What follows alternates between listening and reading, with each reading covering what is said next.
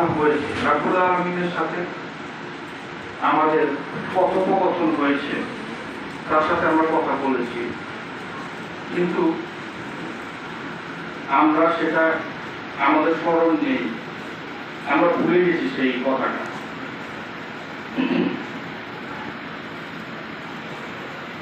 তো এই বিষয়ে আমি পরে আলোচনা করব, রাব্বুল আলামিনের সাথে কি কথা হয়েছে আমাদের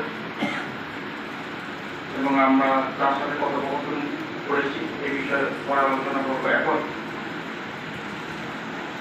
যার সম্পর্কে আলোচনা করবো, যেটা গত 6 তারিখে আলোচনা করা হয়নি, হযরত ইমাম হোসেন আলাইহিস সালামের শান ও মান, ওনার মর্যাদা, উনি কতটুকু মর্যাদাশীল সেই সম্পর্কে আজকে আলোচনা হবে।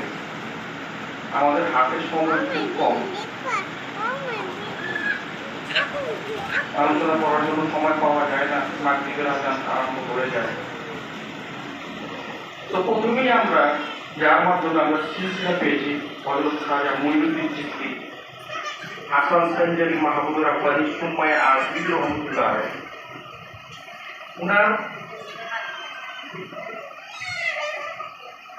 উনার কারণে সমস্ত এশিয়া মহাদেশে আমরা নিজেদেরকে আজকে মুসলমান হিসেবে দাবি করতেছি। আমরা যদি আজকে নিজেদেরকে মুসলমান বলে দাবি করে থাকি, তো উনার প্রধান কারণ হচ্ছে খাজা মুঈনুদ্দিন চিশতি রহমাতুল্লাহ। এই ব্যাপারে আমি অনেকবার আলোচনা করেছি উনার সম্বন্ধে। তো উনি মুঈনুদ্দিন হচ্ছে আমাদের রাসূল পাক সাল্লাল্লাহু আলাইহি ওয়াসাল্লামের ইমাম হাসান এবং ইমাম হোসেন আলাইহিস সালামের বংশধর। ওনার বংশ থেকে আসছে খাজা মুঈনুদ্দিন চিশতি রহমাতুল্লাহ এবং বরফের দেশ থেকে শেখ মহিউদ্দিন আব্দুল কাদের জিলানী রহমাতুল্লাহ। তো খাজা মুঈনুদ্দিন চিশতি রহমাতুল্লাহ ইমাম হোসেন আলাইহিস সালামের জন্য বলছে যে, যার কারণে আমরা এশিয়া মহাদেশের মধ্যে আজকে মুসলমান, উনি বলছে শাহ আস্ত হোসেন, বাদশাহ আস্ত হোসেন, দিন আস্ত হোসেন, দিন ফানা আস্ত হোসেন, সরদর্দ নাদর দস্তদর দস্ত ইয়াজিদ হাক্কাতে বিনায়ে লা ইলাহা আস্ত হোসেন। ওনার এই কথাটা, এটার অর্থটা হচ্ছে শাহ আস্ত হোসেন মানে বাদশাহ হচ্ছে ইমাম হোসেন আলাইহিস সালাম, বাদশাহ হচ্ছে ইমাম হোসেন আলাইহিস সালাম। দিন আস্ত হোসেন, দিন ফানা আস্ত হোসেন মানে দিনই হচ্ছে আমাদের ইমাম হোসেন আলাইহিস সালাম এবং দিন ফানা আস্ত হোসেন মানে দিনের রক্ষাকর্তা হচ্ছে ইমাম হোসেন আলাইহিস সালাম। সরদর্দ নাদর দস্তদর দস্ত ইয়াজিদ, উনি উনার গর্দন দিয়ে দিল, কিন্তু হাত দিল না ইয়াজিদের হাতে। উনি উনার নিজের গর্দন তারপরে দিলেন, শহীদ হয়ে গেলেন, কিন্তু হাত যায়নি ইয়াজিদের হাতে। কোন সমঝোতা করেনি ধর্মের ব্যাপারে উনি কারণ। তো ওনার গর্দন দিয়ে উনি ইসলামকে জয়ী করেছে। সরদার দাদা দস্তদার দস্ত ইয়াজিদের হাক্কাতে বিনায়ে, আসলে হক কথা হচ্ছে যে লা ইলাহা আস্ত হোসেন মানে মূলত কলেমাটাই হচ্ছে আমাদের ইমাম হোসেন আলাইহিস সালাম। তো উনার সম্পর্কে কোনো জায়গায় কোনো বিষয় আলোচনা করা হয় না। কেন কেন করা হয় না ওনার সম্পর্কে আলোচনা? আমাদের প্রত্যেক জায়গায় জায়গায় ওনার বিষয়ে আলোচনা করা দরকার। আজকে যে আমরা পৃথিবীতে আসছি, এটা হযরত ইমাম হোসেন আলাইহিস সালামের কারণে। আমাদের নবী করিম সাল্লাল্লাহু আলাইহি ওয়াসাল্লাম এই পৃথিবীতে আসছে, এটাও ইমাম হোসেন আলাইহিস সালামের কারণে। আমরা কোরআন পাইছি ইমাম হোসেন আলাইহিস সালামের কারণে, আমরা নামাজ পাইছি ইমাম হোসেন আলাইহিস সালামের কারণে, আমরা রোজা পাইছি ইমাম হোসেন আলাইহিস সালামের কারণে। সমস্ত আদম থেকে শুরু করে শেষ নবী হযরত মুহাম্মদ সাল্লাল্লাহু আলাইহি ওয়াসাল্লাম পর্যন্ত প্রত্যেকের আগমনের মূল কারণ হচ্ছে ইমাম হোসেন আলাইহিস সালাম। তো এই কথাটা যে আমি বললাম, অনেকে বলবে যে ওনার কারণে কিভাবে কোনো কিছু আসলো না, রাসূল আসলো না, কোরআন আসলো না।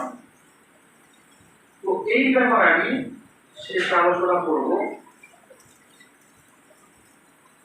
যখন রূপ তৈরি করা হয়েছিল ওই সময়ের কথা, এটা এই বিষয়টা এখন আলোচনা করবো না, এটা পরে করবো। তো কারবালার ময়দানে একটা কিছু থেকে মাওলা আলী কারামুল্লাহ ওয়াজ রূপ, আমরা যে নামাজ পড়ি সেই নামাজে দাঁড়াইলে আমাদের নানান কথা কল্পনা জল্পনা অনেক কিছু আসে,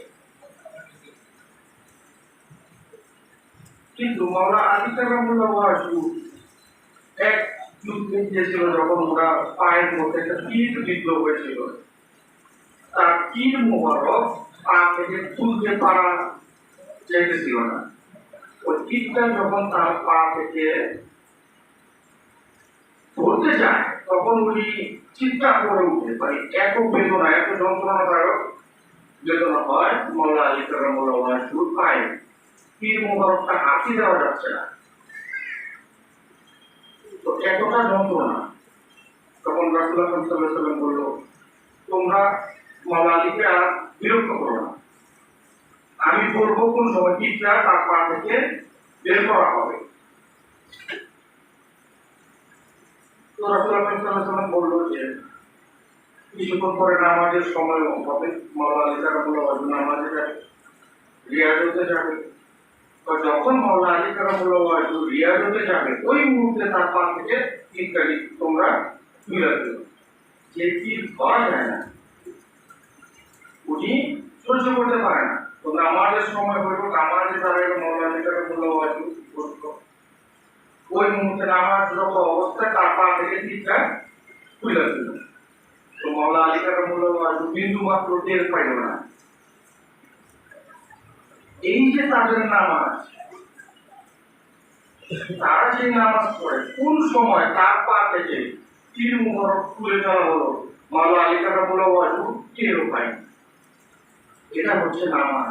নামাজে এমন ভাবে মগ্ন থাকতে হবে যে আমি নিজেকে হারাই ফেলতে হবে, যে আমি কোথায় আছি আমি নিজেও জানি না।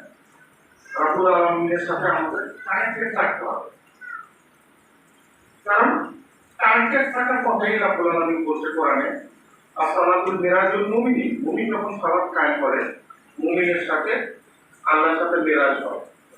তো এই যে নামাজ, এই যে এত গুরুত্বপূর্ণ একটা নামাজ মাওলা আলী কারামুল্লাহ ওয়াজ রূপ পড়লো, সেই নামাজের সময় তার তীরটা বের করে ফেললো, বিন্দু মাত্র সে টের পেল না, কারণ সে আল্লাহর সান্নিধ্যে চলে গেছিল, যার কারণে সে বুঝতেই পারে তার পা থেকে তীর তুলে ফেলছে। তো এইরকম এক নামাজ আলী কারামুল্লাহ ওয়াজ রূপ সালাত যদি এরকম হয়, তাহলে আমাদের রাসূল আকরাম সাল্লাল্লাহু আলাইহি ওয়াসাল্লামের সালাত কেমন হতে পারে। মাওলা আলী কারামুল্লাহ ওয়াজ রূপ নামাজ এতটাই গুরুত্বপূর্ণ যে তীরটা তার পায়ে থেকে তুলে দেওয়া হলো, সে বিন্দু মাত্র টের পেল না। তাহলে আমাদের রাসূলের নামাজটা কতটুকু মাওলার দিদার সম্পূর্ণ হতে পারে, যার মাধ্যমে রাসূলের মিরাজ হয়েছে আল্লাহর সাথে, রব্বুল আলামিনের সাথে। তো একদিন আমাদের রাসূল আকরাম সাল্লাল্লাহু আলাইহি ওয়াসাল্লাম সালাত কায়েম করতেছিল, নামাজরত অবস্থায় ছিল, সেই মুহূর্তে হযরত ইমাম হোসেন আলাইহিস সালাম রাসূল আকরাম সাল্লাল্লাহু আলাইহি ওয়াসাল্লামের পিঠ মোবারকের উপরে উঠে বসে থাকেন। এই ইমাম হোসেন আলাইহিস রাসূলের পৃষ্ঠদেশে উঠে বসে গেছে। যখন রাসূল সিজদায় অবনত হয়েছে ওই সময় ইমাম হোসেন আলাইহিস সালাম তার পিঠ মোবারকে বসে গেছে।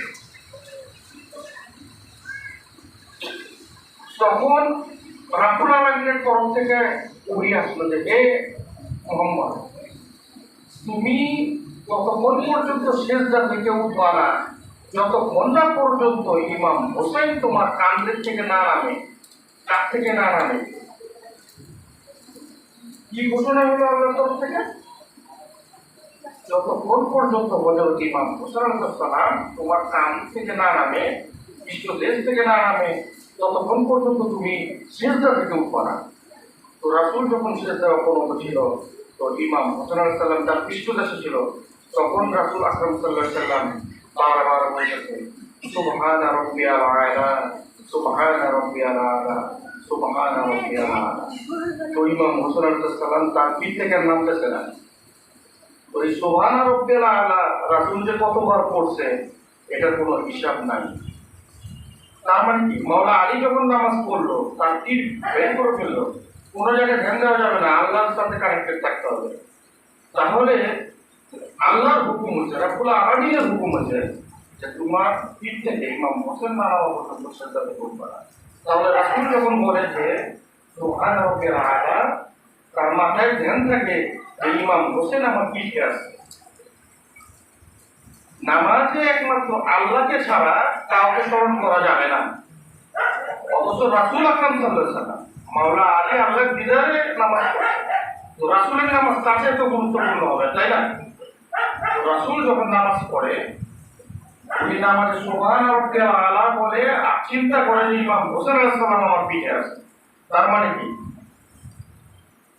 রুকুর চিন্তা আছে, তার সাথে ইমাম হোসেন আলাইহিস সালামের চিন্তা আছে। তার মানে কি, নামাজেও ইমাম হোসেন আলাইহিস সালামকে স্মরণ করছে আমাদের রাসূল আকরাম সাল্লাল্লাহু আলাইহি ওয়াসাল্লাম। তার মর্যাদার শান শওকতটা কতটুকু আল্লাহর তরফ থেকে হয়ে আসছে যে ততক্ষণ পর্যন্ত পিঠ থেকে নামবা না যতক্ষণ না পর্যন্ত ইমাম হোসেন আলাইহিস সালাম নামে। ফরজ ত্যাগ করা যাবে কিন্তু দিন ত্যাগ করা যাবে না। দিন হচ্ছে ইমাম হোসেন আলাইহিস সালাম, যেটা কাজা বাইরে চিন্তা করছে দিন আসতে হোসেন, দিন মানা আসতে হোসেন। দিন হচ্ছে ইমাম হোসেন আলাইহিস সালাম এবং দিনের রক্ষাকর্তা হচ্ছে ইমাম হোসেন আলাইহিস সালাম। উনি কারবালার ময়দানে নৃশংসভাবে শহীদ হয়েছে। উনি, কোরআন হচ্ছে কালাম আর তাফসীর হচ্ছে ইমাম হোসেন আলাইহিস সালাম। ইয়া আইয়ুহাল্লাযীনা আমানু বিস-সাবরি ওয়াস-সালাহ, সবরের মাধ্যমে সালাত কায়েম করতে বলছে। যে এটা তাফসীরটা হচ্ছে ইমাম হোসেন আলাইহিস সালাম। কারবালার ময়দানে কত শক্তির বিদ্ধ অবস্থায় উনি সালাত কায়েম করছে, এই সবরের কথাই বলা হয়েছিল। এই কারণে কোরআন হচ্ছে কালাম আর তাফসীর দেখাই দিয়ে গেছে ইমাম হোসেন আলাইহিস সালাম যে নামাজ তোমাদের এই অবস্থাতেও কায়েম করতে হবে, ত্যাগ করা যাবে না। ওই নামাজ আর আমরা যে নামাজ পড়ি এক নামাজ না। আমাদের একটা মশা কামড় দিলে আমরা সাথে সাথে অনুভব করতে পারি যে মশা কামড়, কিন্তু তাদের নামাজের সাথে আমাদের নামাজ মিলে না। দেখেন কারবালার ময়দানে যখন ইমাম হোসেন আলাইহিস সালামকে নৃশংসভাবে সবাই অত্যাচার করছে, তখন যে একটা জীব পেঁচা, সেই পেঁচা আগে মানুষের বাড়িতে যাইতো, মানুষ খাওয়া দিত, খাইতো, এইগুলা খাইতো, মানুষের বাসায় বাসায় যেত। এখন ইমাম হোসেনের এই ঘটনা দেখে পেঁচা পর্যন্ত দিনে থাকা ত্যাগ করে দিছে, লোক সমাজে থাকা ত্যাগ করে দিছে। কেন? এই সমাজ, এই লোক রাসূলের নওয়াসার সাথে নাইনসাবি করছে। এই নাইনসাবি জাতির সাথে আমি দেখা দেব না। সকল জীব জন্তু পশু পাখি পর্যন্ত ওই দিন ইমাম হোসেন আলাইহিস সালামের জন্য ক্রন্দন করেছে। আজকে আমরা নামে মাত্র মুসলমান, যারা প্রকৃত মুসলমান না, আমরা আজকে কয়জন তাকে অনুসরণ করে ক্রন্দন করি? কতজন আমরা তাকে অনুসরণ করে ক্রন্দন করি? একজনও না।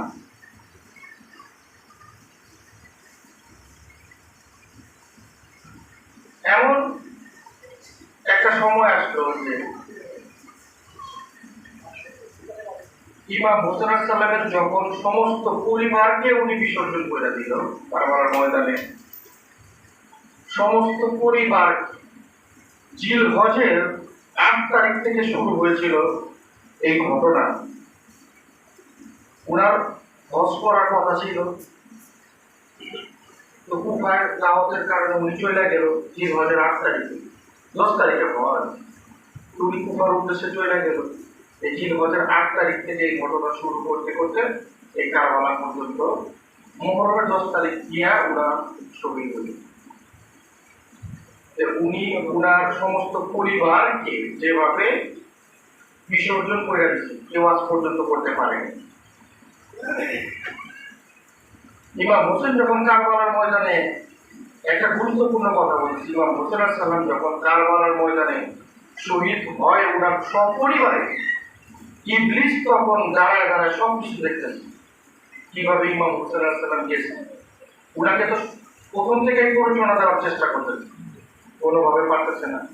তো ইমাম হোসেন আলাইহিস সালামের কারবালার এই ঘটনা ইবলিস দেখা, তখন ইবলিস বলতেছে যে হে রব্বুল আলামিন, আমি যদি জানতাম যে মানুষ এরকম হয় তাহলে তুমি ওই দিনকে আগুনকে সৃষ্টি না করে হযরত ইমাম হোসেন আলাইহিস সালামকে যদি আমার সামনে রাখতা তাহলে আমি আগুনকে সিজদা করতে দ্বিধাবোধ করতাম, কিন্তু ইমাম হোসেন আলাইহিস সালাম যদি আমার সামনে ওই দিন থাকতো আমি তাকে ইবলিস সিজদা করতাম। নারে তাকবীর, আল্লাহু আকবার, নারে রিসালাত, ইয়া রাসূলুল্লাহ, নারে হায়দারে, ইবলিস এই ঘটনা দেখে বলছে যে ওই দিন আমি যদি জানতাম মানুষ এমন হয়, ধৈর্য এমন হয়, তাহলে ইমাম হোসেন যদি ওই দিন থাকতো আদমকে না রাখতাম, ইমাম হোসেনকে রাখলে আমি ইবলিস ওই দিন ইমাম হোসেনকে সিজদা করতাম। আমি তো জানতাম না তোমার প্রেমে মানুষ এরকম হয়। আমি ইবলিসের এবাদত তুচ্ছতা সামনে, তো স্বয়ং ইবলিস এটা স্বীকার করে দিয়েছে ইমাম হোসেন আলাইহিস সালাম সম্পর্কে। তো রাসূল ওনার জীবদ্দশায় ইমাম হোসেন আলাইহিস সালাম যখন একটু ক্রন্দন করতো সে সহ্য করতে পারত না। মা ফাতেমা উনি সহ্য করতে পারতো কিন্তু রাসূল সহ্য করতে পারতো না। একটু পানির জন্য এক জায়গায় রাসূল আকরাম সাল্লাল্লাহু আলাইহি ওয়াসাল্লাম যেতেছিল, ওইখানে মা ফাতেমা হযরত ইমাম হাসান হোসেন ছিল। তো ঘুমানো অবস্থায় ঘোড়ায় যাইতেছিল, উঠে যাইতেছিল, তখন ইমাম হোসেন আলাইহিস সালাম ক্রন্দন করছে। তো রাসূল সাথে সাথে বেচেন হয়ে গেছে, কেন কাঁদতেছে, তার পানির দরকার। পানির জন্য রাসূল পাগল হয়ে গেছে যে ইমাম হোসেনের পানি দরকার। কোনো জায়গায় পানি পাইতেছে না, সবাইকে জিজ্ঞেস করো তোমাদের কাছে পানি আছে রাসূল? ওরা লোকেদের কাছে কয় না, নাই। তো রাসূল সাথে সাথে মা ফাতেমার কাছ থেকে ইমাম হোসেন আলাইহিস সালামকে নিয়ে বুকে চাপ দিয়ে উনার লালা মোবারক তার মুখে দিয়া তাকে তৃষ্ণার্ত এটা ফিরাইছে। তো রাসূল এতটা ইমাম হোসেন আলাইহিস সালামের জন্য উদার ছিল, মা ফাতেমা এতটা ছিল না। তো তাকে কারবালার ময়দানে পানি বন্ধ করে দেওয়া ছিল। কোন হিন্দু না, খ্রিস্টান না, বৌদ্ধ না, আমাদের মুসলমান, তার পানি বন্ধ করে দেওয়া হয়েছিল। তাকে রাসূল কি খুশি হয়েছে? রাসূল আকরাম সাল্লাল্লাহু আলাইহি ওয়াসাল্লাম কি তাদের জন্য খুশি হয়েছে? তারা কি জান্নাতে যাবে? জান্নাতের সর্দারকে পানি না খাওয়ায় আমাদের হযরত ইমাম হোসেন আলাইহিস সালাম তো যুদ্ধ করার জন্য তার মারা যায়নি। রাসূল তো বলেনি, উনি তো যুদ্ধের জন্য কারবালায় যায়নি। যুদ্ধের উদ্দেশ্যে যদি ইমাম হোসেন যাইতো তাহলে উনারা যুদ্ধ করতে যাইতে হইতো না। উনার ভাই আব্বাস আলাইহিস সালামকে যদি বলতো যে যাও তুমি যাও, কত লক্ষ সৈন্য আছে তাদেরকে তুমি শেষ করে দিয়ে আসো, যুদ্ধের যদি ইচ্ছা থাকতো তাহলে ইমাম হোসেন আলাইহিস সালামের সমস্ত কত লক্ষ সৈন্য থাকতো, আব্বাস আলাইহিস সালামই যথেষ্ট ছিল, ইমাম হোসেন আলাইহিস সালামের চাইতে হইতো না। তো খাজা মঈনুদ্দিন চিশতি রহমাতুল্লাহ আলাইহি বলছে যে কারবালার ময়দানে হযরত ইমাম হোসেন আলাইহিস সালাম কি পানির জন্য মারা গেছে? ওনার পানি বন্ধ করে দিয়ে কি বলেছে যে পানির জন্য উনি হাহাকার হয়ে যাবে, এই পানির জন্য উনি তর পাইবে, মারা যাবে? খাজা মঈনুদ্দিন চিশতি বলতেছে পানির জন্য ইমাম হোসেন আলাইহিস সালাম মারা গেছে না, পানির জন্য ইমাম হোসেন আলাইহিস সালাম মারা যায়নি। বৃষ্টি, আকাশে মেঘ তাকায় আছে, ইয়া হোসেন আপনি শুধু বলেন পানি বর্ষণ এমন ভাবে করবো সমস্ত কারবালা বন্যায় ভরে যাবে, মেঘ তাকায় আছে ইমাম হোসেন আলাইহিস সালামের জন্য। ফোরাত নদী তাকে আছে যে আপনি হুকুম দেন, এই ফোরাত নদী স্বয়ং চলে যাবে ইমাম মুসা আলাইহিস সালামের কাছে পানির নহর হয়ে। তখন খাজা মঈনুদ্দিন চিশতি বলছে কারবালার ময়দানে কি ইমাম মুসা আলাইহিস সালাম পানির জন্য মারা গেছে? না, পূর্বের ঘটনা। ওনার নামাজের সাথে যে চুক্তি হয়েছে, রাব্বুল আলামিনের সাথে যে চুক্তি হয়েছে, সেই চুক্তির কারণে উনি ওনার জীবন ইসলামকে প্রতিষ্ঠিত করার জন্য উনি এই কাজ করে গেছে, পানির জন্য না, যুদ্ধের জন্য না। ওই চুক্তিতে আবদ্ধ ছিল উনি, যার কারণে উনি নিজেকে নিঃসঙ্গ শেষ করে দিয়ে ওনার সপরিবারে শেষ করে দিয়েছেন। ওনার ছোট বাচ্চা 6 মাসের শিশু আলী আসগর, উনাকে কখনো কোল থেকে নামায়নি, কোল থেকে কোলে ছিল, পানির জন্য উনি ছটফট করছে, উনাকে কোল থেকে নামায়নি। যদি উনাকে কোল থেকে মাটিতে রেখে দিত আলী আসগরকে, তো ইব্রাহিম আলাইহিস সালামের সময় ইসমাইল আলাইহিস সালামকে ছটফট করছিল পানির জন্য, সাফা মারওয়া পাহাড়ের জন্য উনার মা যখন দৌড়াদৌড়ি করতেছিল, ইসমাইল আলাইহিস সালাম যখন ছটফট করতেছিল, উনার পায়ের নহরে যে আবে জমজমের পানি তৈরি হয়েছিল, আলী আসগর যদি থাকতো তখন এই আবে জমজম ভ্যানিশ হয়ে যেত, আরেকটা আবে জমজম তৈরি হয়ে যেত, যেটার সামনে এই আবে জমজম টিকতো না।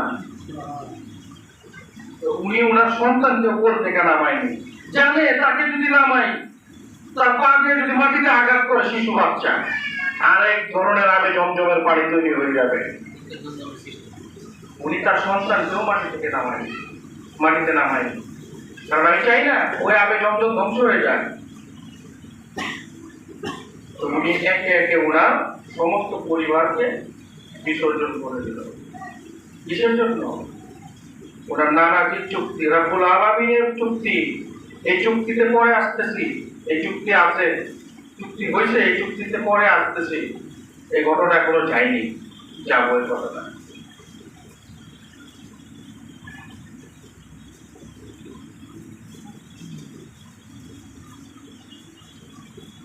এই চুক্তিটা ছিল, দেখেন একটু আগে প্রথমে বলছিলাম যে আমাদের প্রত্যেককে আল্লাহ তাআলা সৃষ্টি করছে, আল্লাহর সাথে আমাদের প্রত্যেকের কথা হয়েছে না, আমরা জানি না। তো এখন ওই দিকে যাই আলোচনা করতে, সময় শেষ হয়ে যাবে, তখন আর সময় পাওয়া যাবে না, কথা অনেক ছিল বলা যাবে না, এখন ওই দিকে চলে যাইছি। ওনার মর্যাদাটা, ইমাম হুসাইন আলাইহিস সালামের মর্যাদাটা কি সেটা সম্পর্কে বলি। যখন সমস্ত রূহ সৃষ্টি করলো, রূহ আল্লাহ তাআলা রাব্বুল আলামিন চিন্তা করলো যে আমি যে রাব্বুল আলামিন, আমাকে কিভাবে আমি প্রকাশ করব। তো উনাকে প্রকাশ করার জন্য আল্লাহ তাআলা উনার থেকে নূরে মুজাসসাম থেকে নূরে মুহাম্মদী তৈরি করলেন। নূরে মুহাম্মদী থেকে সমস্ত মাখলুকাত যা কিছু সৃষ্টি করছে, যে সমস্ত রূপ যখন সৃষ্টি করলো আল্লাহ তাআলা, তখন সমস্ত রূপদের নিয়ে একটা মিটিং করলো। মিটিংটা কি? আল্লাহ তাআলা সমস্ত রূপদের গায়িকা বললো যে আলাস্তু রাব্বি, তোমরা কি আমাকে রব হিসাবে মানো? তখন সমস্ত রূপরা বললো যে ক্বালু বালা। এটা কি বলেছেন আল্লাহ? অবশ্যই আপনি আমাদের রব, আপনি আমাদেরকে সৃষ্টি করেছেন এবং আপনি আমাদের রব, আমরা আপনাকে রব হিসেবে স্বীকার করি। সমস্ত রূহেরা কি বলবো? স্বীকার করলো আল্লাহ। আমাদের সাথে কি আল্লাহর কথা হয়েছে? আমরা স্বীকার করছি না? সমস্ত রূহ কি আমরা ছিলাম না ওই সময় এখানে? আমরা সবাই স্বীকার করছি না যে ক্বালু বালা, অবশ্যই আল্লাহ, কিন্তু আমাদের সেটা স্মরণ নাই, আমাদের সেটা মনে নাই, ভুলে গেছি আমরা। তো রাব্বুল আলামিন তখন সাধারণ যে মানুষের রূহগুলো ছিল তাদেরকে অন্য জায়গায় সরাই দিল, যে এই রূহগুলোকে সরাই দাও, আমার গোপন একটা আলোচনা হবে, মিটিং হবে, গোপন আলোচনা, গুরুত্বপূর্ণ আলোচনা হবে। এই সাধারণ রূহগুলোকে, যারা সাধারণ রূহ তাদেরকে এখান থেকে সরাই দাও। তাদের রূহ থাকবে নবী গণের রূহ, রাসূল গণের রূহ, ওলিয়া আউলিয়া গাউস কুতুব আফজাল যারা আছে তাদের রূহ সেখানে বিরাজমান ছিল।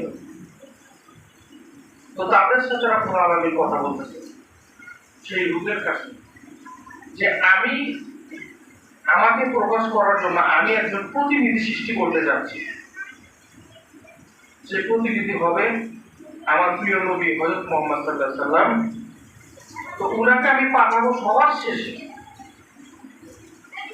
উনি আমার প্রিয়, উনাকে আমি সবার শেষে পাঠাবো। আমি আমাকে প্রকাশ করার জন্য, আমার নূরকে প্রকাশ করার জন্য আমি তাকে পাঠাবো। তো সবাই আল্লাহ এটাতে এগ্রি করলো যে ঠিক আছে আল্লাহ আপনি পাঠাবেন, আমরা সবাই তাকে নবী হিসাবে মানবো। সব রূপ বললো যে আমরা তাকে রাসূল হিসাবে মানবো, তারপর আমরা বলবো। আল্লাহ যখন যে রূপগুলোকে বাদ দিয়ে দিল যে তোমরা যাও কাজ মিটিং করবো, তখন আল্লাহ বুঝতে পারছে যে দুনিয়াতে তাদের আমার এই মিটিং এর কথা মনে থাকবে না, স্মরণ থাকবে না। এই কারণে আমাদের সবাইকে ওইখান থেকে বের করে দেওয়া হয়েছিল। খাস যারা ছিল তাদেরকে ওখানে রাখা হয়েছিল। তখন বললো যে আমি আমার রাসূলকে পাঠাবো, তার জন্য একটা বিশাল বড় আকারের একটা কুরবানি দান করতে হবে। কে আসো যে আমার রাস্তায় তোমরা নিজেকে উৎসর্গ করতে পারবা তোমাদের মধ্যে? তখন ওলিয়া উলিয়া গাছ কুতুব নবী রাসূল সবার ছিল, সাধারণ ভূত ছিল না। বলে তোমাদের মধ্যে কে আছে যে আমার রাস্তায় নিজের জীবন নিজের সবকিছু উৎসর্গ করে দিতে পারবে? তখন সবাই নিশ্চুপ হয়ে আছে, কোন রূপ বলে না, স্বীকার করে না যে আমি আল্লাহ আপনার রাস্তায় চলে যাব।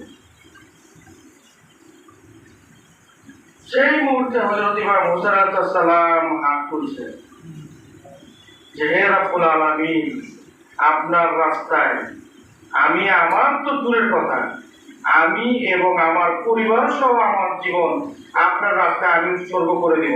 আপনি আমার নানার জিকে পৃথিবীতে পাঠান। এই ছিল ইমাম মুসা আলাইহিস সালামের চুক্তি। তো উনি এই যে কারবালা, এই কারবালা, তো উনি কি চুক্তিতে আবদ্ধ ছিল না? উনি কি যুদ্ধ করার জন্য কারবালায় গেছিল? ওনার সাথে যুদ্ধ করে পৃথিবীর কোনো শক্তি আছে যে টিকতে পারবে? আছে কোনো শক্তি ওনার সাথে যুদ্ধ করে টিকতে পারবে? খাজা মঈনুদ্দিন চিশতি বলছিল যে কারবালার ময়দানে আমি মঈনুদ্দিন যদি থাকতাম তাহলে মাটিতে একটা আমার টিপি যথেষ্ট ছিল, আমার একটা টিপি যথেষ্ট ছিল, পানির নহর বেরিয়ে যেত, লক্ষ লক্ষ সৈন্যবাহিনী ধ্বংস হয়ে যেত। আমি মঈনুদ্দিন যদি কারবালায় থাকতাম, একটা টিপ দিতাম মাটিতে, একটা টিপেই সমস্ত সৈন্যবাহিনী ধ্বংস হয়ে যেত। এই মঈনুদ্দিন চিশতি বলে জানে মান নাসারাম বানামে হুসাইন মানাম গোলামে গোলাম আলে হুসাইন। এটা ফার্সি কথা, কিন্তু এটার বাংলা অর্থ হচ্ছে যে ইমাম হোসেনের জন্য আমার জীবন উৎসর্গকৃত। জানে মান নাসারাম বানামে হুসাইন, আমার জান, আমার জীবন ইমাম হোসেন আলাইহিস সালামের জন্য উৎসর্গকৃত। মানাম গোলামে গোলাম আলে হুসাইন, আমি তার গোলাম, মানে আমি মঈনুদ্দিন তার গোলাম, যে ইমাম হোসেনের গোলাম। আমি মঈনুদ্দিন ইমাম হোসেনের গোলামের গোলামের গোলামের গোলামের 14 খানদানের গোলাম। আমি মঈনুদ্দিন কারবালার ময়দানে আমি মঈনুদ্দিনই যথেষ্ট ছিল, একটা টিপি যথেষ্ট ছিল। তো ইমাম হোসেন কি পারত না যুদ্ধ করে লক্ষ লক্ষ সৈন্যবাহিনীকে হত্যা করতে? করেনি। কেন করবো? উনি তো যুদ্ধ চুক্তি করে আসেন, উনি চুক্তি করতে রাব্বুল আলামিনের সাথে, যেটা আমাদের মূর্খ চোখে আমরা দেখিও না, জানিও না, আমাদের স্মরণ নেই সেই কথা। চুক্তির আল্লাহর সাথে তাদের চুক্তি, তাদের স্থান কোথায় আর আমাদের স্থান কোথায় আমরা তাদের সম্পর্কে আলোচনাই করি না। আজকে পৃথিবীর সৃষ্টির মূল কারণ ইমাম হোসেন আলাইহিস সালাম। আজকে পৃথিবীর মূল এই আদম আলাইহিস সালাম আসার মূল কারণ ইমাম হোসেন আলাইহিস সালাম। যত নবী পয়গম্বর যত জন আসছে প্রত্যেকের আসার কারণ ইমাম হোসেন আলাইহিস সালাম।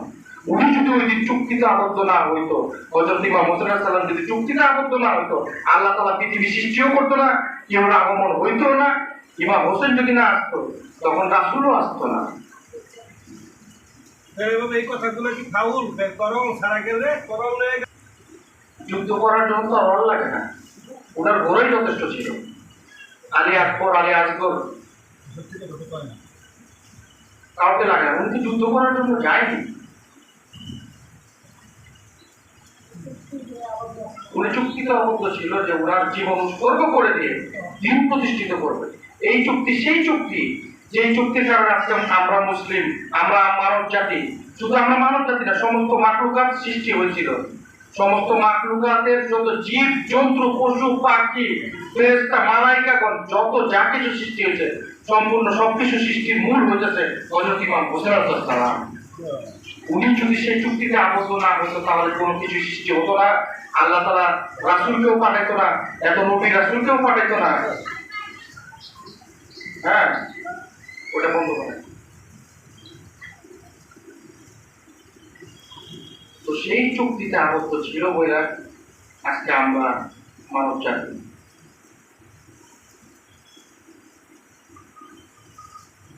তো আমরা কি জানি তার সম্পর্কে, কি জানি? আমরা সুন্দর আজকে নিজেদেরকে মুসলমান বলে দাবি করতেছি, আমরা সুন্দর আজকে নিজেদেরকে বড় বড় ফতুয়া দেয়া মাওলানা, মুফতি, মুহাদ্দিস, আল হাদিস, কত কিছু বলতেছে, অথচ প্রত্যেকের এগুলোর পিছনে লুকায়িত আছে হযরত ইমাম হোসেন আলাইহিস সালামের উৎসর্গকৃত জীবন। উৎসর্গকৃত জীবন লুকায়িত আছে। যত নবী রাসূল পয়গম্বর কোরআন হাদিস যা কিছু কোন সবকিছু আসার পিছনে কে, কার জন্য আসলো? ইমাম হোসেন আলাইহিস সালামের জন্য। উনি যদি চুক্তিতে আবদ্ধ না হইতো, উনি চুক্তিতে আবদ্ধ না হলে কি হইতো? আল্লাহ রাসূল আকরাম সাল্লাল্লাহু আলাইহি ওয়াসাল্লামকে পৃথিবীতে পাঠাইতো না শেষ নবী হিসেবে, না? ওনার চুক্তিতে ফয়সালা হয়েছে যে কিন্তু শেষ নবী হিসেবে। তখন হযরত ইসমাঈল আলাইহিস সালামের যে কুরবানি ছিল সেটাকে বাদ দিয়ে দেওয়া হলো। আল্লাহ তাআলা সেই কুরবানি কবুল করলো না। ইসমাঈল আলাইহিস সালামের কুরবানি যদি কবুল হয় তাহলে আমাদের রাসূল আকরাম সাল্লাল্লাহু আলাইহি ওয়াসাল্লাম আসে না। ইব্রাহিম আলাইহিস সালামের ছেলে হযরত ইসমাঈল আলাইহিস সালাম, এটার ঘটনা তো সবাই জানেন। ইব্রাহিম আলাইহিস সালাম থেকে হযরত ইসমাঈল আলাইহিস সালাম, ইসমাঈল আলাইহিস সালামের সেই বংশধর ধরেই আমাদের রাসূলের আগমন হবে। ইমাম হোসেন তার কুরবানিকে কবুল কইরা ইসমাঈলের কুরবানিকে খণ্ডিত কইরা দিল। আজকে ইমাম হোসেন আলাইহিস সালাম যদি ইসমাঈল আলাইহিস সালামের সেই কুরবানিকে খণ্ডিত না করত তাহলে ইসমাঈল আলাইহিস সালাম অবশ্যই কুরবানি হইতো সেই দিন। আর ইসমাঈল আলাইহিস সালাম কুরবানি হইলে তার বংশ থেকে আমাদের রাসূল পাক সাল্লাল্লাহু আলাইহি ওয়াসাল্লামের আগমন হইতো না, রাসূল আসতো না। আর রাসূল যদি না আসতো, আল্লাহ বলছে, হে রাসূল, আমি যদি আপনাকে সৃষ্টি না করতাম তাহলে এই মাখলুকাতের কোনো কিছুই সৃষ্টি করতাম না। নাকি মাখলুকাতের কোনো কিছুই সৃষ্টি করতাম না। তাহলে রাসূলকে যখন সৃষ্টি না করলে কোনো কিছু সৃষ্টি না করতো, রাসূলকে সৃষ্টি না করলে যদি কোনো কিছু সৃষ্টি না করতো তাহলে এই রাসূল তো আসতো না কার জন্য? ইমাম হোসেন আলাইহিস সালামের জন্য। আর আয়েশা বসে কার জন্য? ইমাম হোসেন আলাইহিস সালামের জন্য। এই কারণে রাসূল বলছে, হোসাইন মিন্নি ওয়া আনা মিনাল হোসেন। কি বলছে? হোসাইন মিন্নি ওয়া আনা মিনাল হোসেন। হোসেন মুझसे है और मैं इमाम হোসেন से हूं। রাসূলের এই কথাটার অর্থটা বুঝছেন? হোসেন মুझसे है मैं इमाम হোসেন से हूं, মানে হোসেন আমার থেকে হোসেন, এটা সবাই মানতে পারে যে আমার থেকে রাসূল থেকে হোসেন, এটা সবাই মাইনা নিব। কিন্তু রাসূল কিন্তু বলে গেছে হোসেন মিন্নি ওয়া আনা মিনাল হোসাইন, আমার হতে হোসেন। আবার এটাও বলছে হোসেন থেকে আমি বলার কারণ কেন? ওই যে চুক্তি, ওই চুক্তিতে যদি ইমাম হুজুর সাল্লাল্লাহু আলাইহি ওয়াসাল্লাম তার হাত না তুলতো তাহলে আমি মুহাম্মদ এই পৃথিবীতে আগমন করতাম না। ওই চুক্তি থেকে রাসূল বলছে যে হোসেন মুझसे है मैं হোসাইন से हूं। তো কারবালার ময়দানে তাকে নৃশংসভাবে শহীদ করল। তার শহীদের পিছনে কারা কারা ছিল? হিন্দু, বৌদ্ধ, খ্রিস্টান? আমাদের মতো নামে মাত্র মুসলমান, তাদেরকে মুসলমান বলা যাবে না, তারা মুসলমান না। এই কারণে আল্লাহ বলছে যে হে ঈমানদারগণ, তোমরা, কোরআনে বলছে হে ঈমানদারগণ, তোমরা প্রকৃত মুসলমান না হয়ে মৃত্যুবরণ করো না। তাহলে প্রকৃত মুসলমান কিভাবে হয়? ওনারা মুসলমান ছিলই না, প্রকৃত তো দূরের কথা। এই ঈমানদারগণকে বলছে, ঈমানদারগণ কারা? যারা আল্লাহর প্রতি ঈমান আছে, ফেরেশতাদের প্রতি ঈমান আছে, কোরআনের প্রতি ঈমান আছে, মওতের প্রতি ঈমান আছে, তকদীরের ভালো মন্দর প্রতি ঈমান আছে, তাদেরকে আল্লাহ বলতেছে এই ঈমানদারগণ, তোমরা তো ঈমান আনছো, এই ঈমানদারগণ, তোমরা প্রকৃত মুসলমান না হয়ে মৃত্যুবরণ করো না, বরং কবরে আইসো না। তার মানে কি? মুসলমান হইলেও প্রকৃত মুসলমান হইতে হয়, নামে মাত্র মুসলমান হইলে চলবে না, মুসলমান হইতে হয়। তো ইমাম হোসেন আলাইহিস সালামের এই কুরবানির পিছনে উনি অনেক কিছু আমাদেরকে শিখাই দিয়ে গেছে, বুঝাই দিয়ে গেছে। আদম আলাইহিস সালাম বুঝাই দিয়ে গেছে বাতিলকে, বাতিল হইতেছে শয়তান। আদমকে সৃষ্টি করছে শয়তানের প্ররোচনায়। আদম আলাইহিস সালাম এই শয়তানকে বুঝাই দিয়ে গেছে, লোক সমাজকে বুঝাই দিয়ে গেছে বাতিলকে, শয়তান হইতেছে বাতিল। মুসা আলাইহিস সালামকে প্রশ্ন করলো যে বাতিল কে? মুসা বলল যে ফিরআউন হইতেছে বাতিল।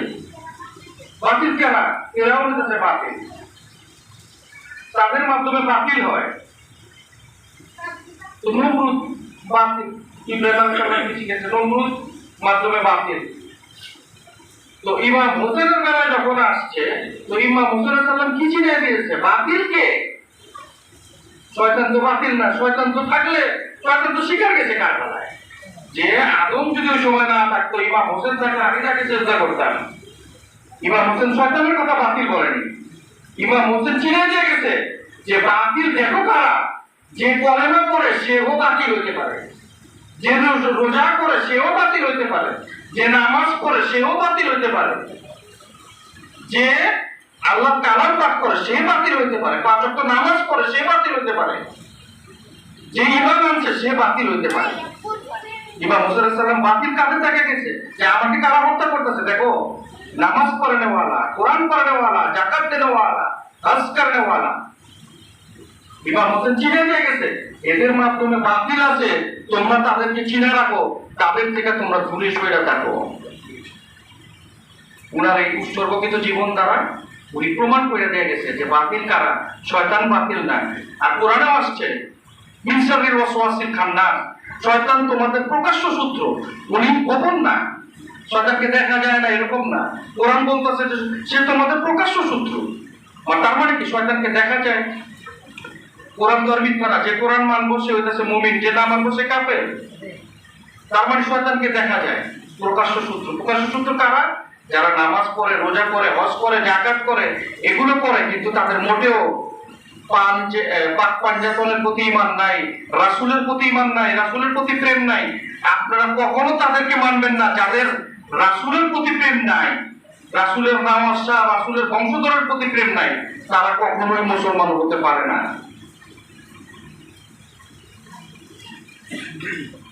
প্রকৃত মুসলমান তারাই যারা রাব্বুল আলামিন, যারা পাক পাঞ্জাতনের প্রতি ঈমান আনছে, তাদের প্রতি প্রেম আছে, ভালোবাসা আছে। তো দেখেন আজকে মূল ঘটনাটা দেখেন, আল্লাহর সাথে সে মিটিং করছে। যে লোক রাব্বুল আলামিনের সাথে মিটিং করে, আল্লাহর সাথে মিটিং করে চুপ থেকে আবদ্ধ হয়, সে কোন স্তরের লোক হইতে পারে? তার চুক্তির কারণে সমস্ত মাখলুকাত, তার চুক্তির কারণে কোরআন, তার চুক্তির কারণে সমস্ত কিতাব, তার চুক্তির কারণে সমস্ত নবী রাসূলগণ, তার চুক্তির কারণে আজকে আমরা মানুষ। তার চুক্তি যদি না হতো আজকে আমরা থাকতাম না, আমরা মানুষ থাকতাম না। তার এই চুক্তির কারণে আজকে আমাদের এই ধর্ম, ইসলাম, দ্বীন। অথচ লোক সমাজ এখন কারবালার মধ্যে ঢোল বাজায়। বাদশা যদি ইমাম হোসেন আলাইহিস সালাম হয়ে থাকে, সে বাদশাকে কি স্বাগত ঢোল দিয়ে বাজানো যায় না? এমন একজন পার্সন যার কারণে আজকে মাখলুকাত সৃষ্টি, সে ঘটনাই অনেকে জানে না, যে তার সম্বন্ধে ঢোল বাজালে মানুষের মাথা ব্যথা করে। তাকে স্মরণ করলে মানুষের মাথা ব্যথা হয়। যে সমস্ত লোকেদের এই সমস্ত পেইন বেদনা হয় তারাই এজিদের বংশধর, তারাই এজিদি মুসলমান, তারা হোসাইনি মুসলমান না। যাদের মাথা ব্যথা হবে ইমাম হোসেনকে স্মরণ করলে, তার রোজা মোবারকে গেলে, তাকে সালাম জানালে, রাসূলকে সালাম কিয়াম করলে যাদের সমস্যা হয় তারা হচ্ছে কাফের, মুনাফিক। তারা মুনাফিক, কাফের, ইয়েজিদ। বাইরে খুঁজে আপনি কোনোদিনও পাইবেন না। কোথায় খুঁজে পাইবেন? আপনার গোত্রের মধ্যে, আপনার বংশের মধ্যে, আপনার বংশের মধ্যে আছে, আপনি খুঁজে পাইবেন না। বাইরে কোথাও খুঁজে পাইবেন না। যেমন বংশের মধ্যে খুঁজে পাইছে কে? আমাদের নবী করিম সাল্লাল্লাহু আলাইহি ওয়াসাল্লাম, আবু জাহেল, আবু লাহেব, তার বংশের মধ্যে এজিদ মুনাফিক খুঁজে পাইছে। মাওলা আলী কারামুল্লাহ ওয়াজুর বংশের মধ্যে খুঁজে পাইছে এজিদ বংশটা মুনাফিক। মুনাফিক চিনার রাস্তা কিভাবে চিনা দিছে রাসূল আকরাম সাল্লাল্লাহু আলাইহি ওয়াসাল্লাম? রাসূল কিভাবে মুনাফিক চিনার রাস্তা দেখায় দিয়ে গেছে? যে আলীকে অনুসরণ করবে, যে মাওলা আলীকে মানবে, সে হচ্ছে মুমিন। আর যে মানবে না, যে তাকে অনুসরণ করবে না, সে হচ্ছে মুনাফিক, সে হচ্ছে কাফের। মাওলা আলীকে মানলে মুমিন। এরকম রাসূলের যে সিলসিলা ধরা, ওনার যে খানদান আসছে, ওনার যে সিলসিলা আসছে, তাদেরকে যারা মানবে তারা হচ্ছে মুমিন, আর যারা না মানবে তারা হচ্ছে মুনাফিক। এই মুনাফিক আপনি বাইরে পাইবেন না, সিলসিলার মধ্যে পাইবেন, বুঝলেই পাইবেন, বুঝলেই দেখবেন। আর যে সমস্ত লোক এদের সাথে মিশবে তারাও তাদের দলভুক্ত হবে, তারাও এই জিদের দলভুক্ত হবে। তো সময় খুব সংক্ষিপ্ত, আলোচনা করার অনেক কিছু ছিল, কিন্তু এই সংক্ষিপ্ত সময়ের কারণে করতে পারি না। তো যাক, মূলত কথা আপনারা যা জানলেন, আজকে আমাদের মূলত আগমনের পিছনে হযরত ইমাম হোসেন আলাইহিস সালামের বিশাল বড় এক ভূমিকা রয়ে গেছে, যেটা আমরা মানব সমাজ, মাওলানা সমাজ, মুফতি সমাজ, আলেম সমাজ আমরা এখনো কেউ জানি না। আমাদেরকে সেই বিষয় জানা দরকার, বোঝা দরকার, পাক পাঞ্জাতন চেনা দরকার। যাদের জন্য আজকে আমরা পৃথিবীতে আসছি, ধর্ম পাইছি, তাদের মাধ্যমে, ওলিয়া উলিয়াদের মাধ্যমে। ওলিয়া উলিয়ারা যারা আসছে তারা কি পাক পাঞ্জাতনকে না মাইনা আসছে, না মাইনা আসছে? মাইনা আসছে। তাহলে এখন ফাতিহা শুরু হবে, সংক্ষিপ্ত ফাতিহা পড়ি, কারণ আগাম দিয়ে দিতে পরে। নারে তাকবীর, আল্লাহু আকবার, রিসালাত, ইয়া রাসূলুল্লাহ, হায়দারে, ইয়া আলী, কায় চিশতিয়া নিজামিয়া, জিন্দাবাদ, কায় চিশতিয়া নিজামিয়া, জিন্দাবাদ, খাজা ইসমাইল শাহ, জিন্দাবাদ, খাজা ইসমাইল শাহ, জিন্দাবাদ, খাজা কিরণ চিশতি, জিন্দাবাদ, খাজা কিরণ চিশতি, জিন্দাবাদ, হুসাইনিয়া জিন্দাবাদ, হুসাইনিয়া জিন্দাবাদ, হুসাইনিয়া জিন্দাবাদ।